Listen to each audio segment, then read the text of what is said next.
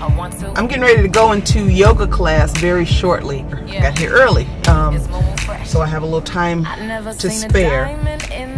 I have a video on deck that hasn't been edited yet. I have another video that is completely done, edited and everything, but and I was going to post it when all hell broke loose. Basically, you got cops killing black people, you got some dude shooting the cops, protests, people getting arrested for no reason. It's just, it feels like a civil war, basically. I mean, we're not calling it a civil war, but it feels that way. It feels like a schism in the country, and I don't know. What I'm hoping is, I think it's horrible when anybody's losing their life. Innocent people are losing their lives, be they people in dark skin or people in blue uniforms. I think it's friggin' it's disgusting. We create life in the sense that, it takes men and women to have children, but we don't make that happen, if that makes sense. Like, we can't go build a body, or we can't go build people and put their souls in them. We can't do that. That's a miraculous thing, but we can just take it away in a moment.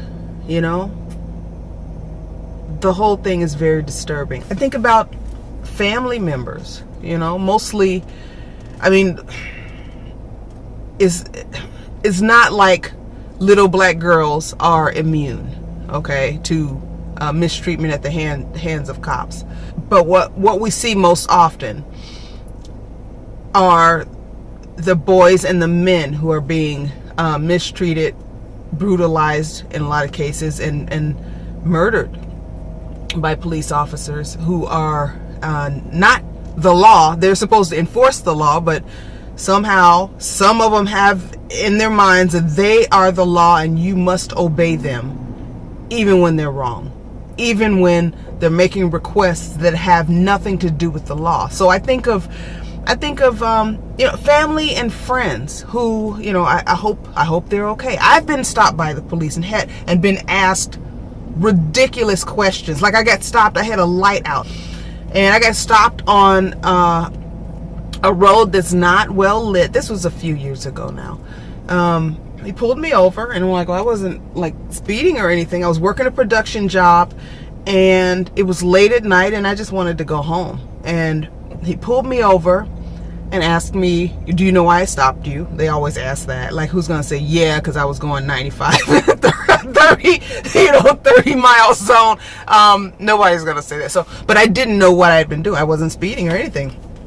No, you have a light out. Oh, okay, I didn't know. I'll get that fixed. Thanks for letting me know. He wants to look at my license and registration. All right, here's my license, here's my registration. I give it to him. He comes back and he gives it back to me and tells me to get it fixed as soon as possible. And then he starts asking me questions. Do you have any drugs in the car? Have you had any alcohol? I was like, no, I don't do drugs. You got any alcohol? Have you had any alcohol? I just came from work. No. No. Have you ever been convicted of a crime? And I asked him, what does this have to do with you stopping me? I mean, with my taillight being out. Ma'am, I'm just doing my job.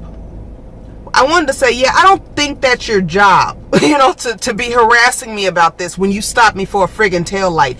I'm not drunk. I don't look drunk. I don't sound drunk. I don't smell drunk.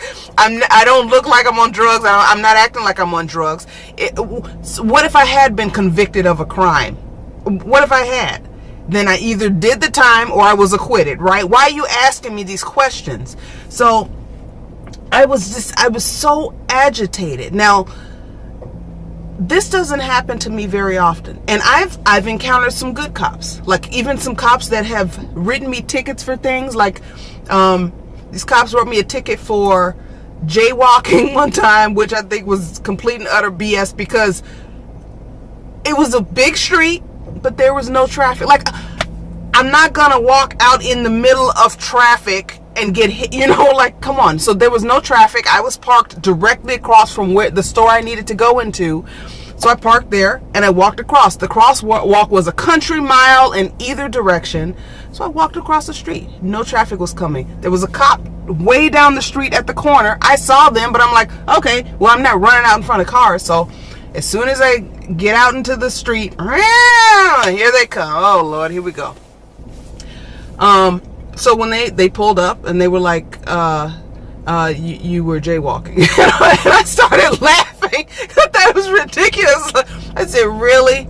And they were like, yeah, we have to do this because it can be dangerous and people can get hit or whatever. I said, there were no cars coming. I know, but you can't do that. All right, whatever, man. But I mean, they were nice. I didn't appreciate it. I think they were, I don't know if it was just a slow day or what. I think it's ridiculous. I ended up paying like $110, something like that. But they weren't jerks. They were just doing their job. They were completely by the book. I thought it was ridiculous, but they weren't jerks about it. I've been stopped, other times. I don't want to make it sound like I'm getting stopped every time we turn around, but I've been driving a long time. I've been stopped other times and haven't been treated that way. But for his police officer to stop me on the side of a dark road and start asking me questions that are inappropriate.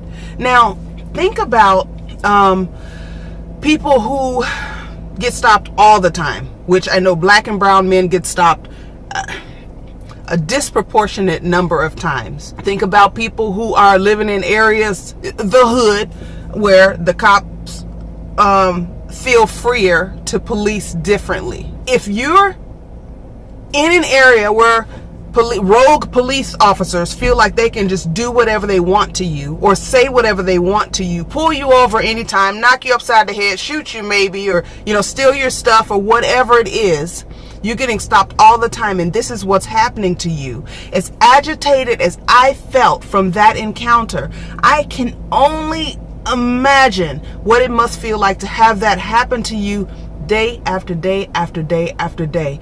And it's one thing if you're a drug dealer, if they see you, they know you're a drug dealer and you out all the time and they're harassing you because of that. Okay, I can't really speak on that. I don't spend time with drug dealers. I ain't about that life. But if you are just doing the best you can to live, you're doing what you got to do to get by, and you're getting harassed by the people that are sworn to serve and protect you as a citizen, that's not right. It's not right. So I do not condone cop killing unless it's to preserve your own life. I mean, like if somebody's coming at you, cop, not cop, friend, foe, girlfriend, wife, husband, whatever. If somebody's coming at you trying to take your life, then I believe in self-defense, okay? Other than that, you just shooting somebody, you just choking, stabbing, whatever to somebody, it's not right and it's not okay. But I do understand the frustration that can lead to something like that. If you continually disenfranchise a person because a group is made up of individuals. So if you continually disenfranchise individuals in a group, make them feel powerless, how long can that go on? I mean, it just reminds me of the Malcolm X speech where he talked about the chickens coming home to roost. If you continually do something to somebody, at some point they're going to do something to you. And I think that's what we're seeing right now. I hate to see it. My only hope is that from all of this, it's a steady diet of death and destruction. From all of this, now that, okay, black people been getting killed for years by the cops.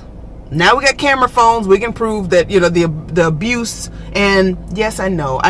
Somebody's going to say, not all cops are like that. I know that. I just told you stories. They're good cops. I've encountered a number of them. Okay. So we're not talking about those. We're talking about the other ones that are messing it up for everybody. Since cops have been killing black people, and now this sniper who killed these police officers it's been interesting how the information has just kind of been trickling out here and there. First it was they were accusing some dude that had nothing to do with it.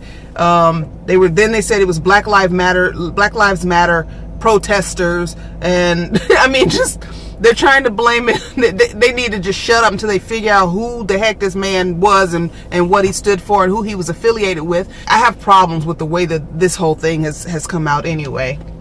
But now that lives have been taken on either side of this argument, maybe the healing can begin, you know? I'm sorry that it took that, because no innocent deserves to die. And when I say innocent, I really mean somebody who's innocent in that moment. They're not actively attacking you, because nobody's totally innocent. I don't think we've all done things that we deserve to be killed for, but none of us are innocent, completely innocent. I've been wondering, what can I do to help?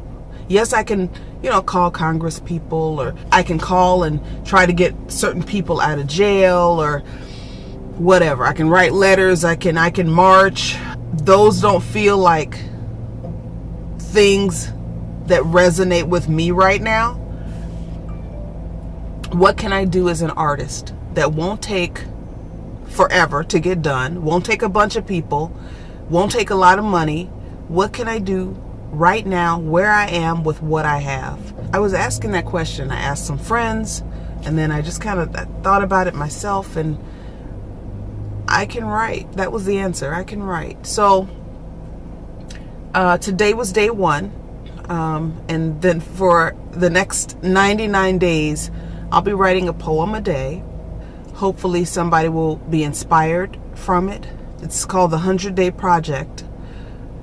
It's been circulating on Instagram for a while. I've read a couple years ago, I remember seeing blogs and going, oh, that's pretty cool. This is something that I'm committed to. So for 100 days, I will write one poem a day. I'm posting it on Instagram. I'll put a link to where you can find and follow the poems, and maybe they'll inspire you or somebody. Pass them on if you want to. I'm not doing this to get any, publicity or anything. I'm just, I think if you don't find an outlet, this kind of thing can poison you.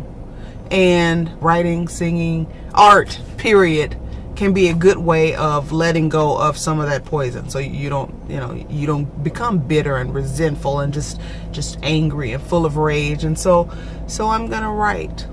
I think art finds the people who need to hear or see it. So I'll write, and hopefully it'll be just what somebody needs. Maybe you today, maybe somebody else tomorrow, I don't know, but I'm gonna put it out there. That's all I'm gonna do. All right, I should probably get inside and go get my yoga on, get into the zone, and then I got to go back home, and I got some things to do. I have an audition tomorrow. I have some financial stuff that I need to take care of, like accounting, that kind of thing. I need to go and do that tonight, because I've been so unproductive this week. Just watching, there's just absorbing like a sponge, all of this just, oh, who's getting killed today? Oh no, somebody got arrested at a peaceful protest. Oh, the police officers getting killed. Oh, the police officers beating people up on the street. I mean, it's just one thing after another, in addition to just already life stuff. Take care of yourselves. Take care of each other. Find a way to be of service to somebody else. You may write, you may draw, you may paint, you may dance, you may sing, you may be very inspirational and good at speaking to people. You may be an organizer. Whatever you have, we all have different skill sets. Whatever you have, do what you can with what you have, where you are. Starting now. All right? I wish you all well. Talk to you soon. Bye-bye. It's like the whole world is upside down, and the real royalty has been reduced to clowns, lost in the sauce, and we don't know which way to go. They blew the nose off the Sphinx, so we never know. We royal.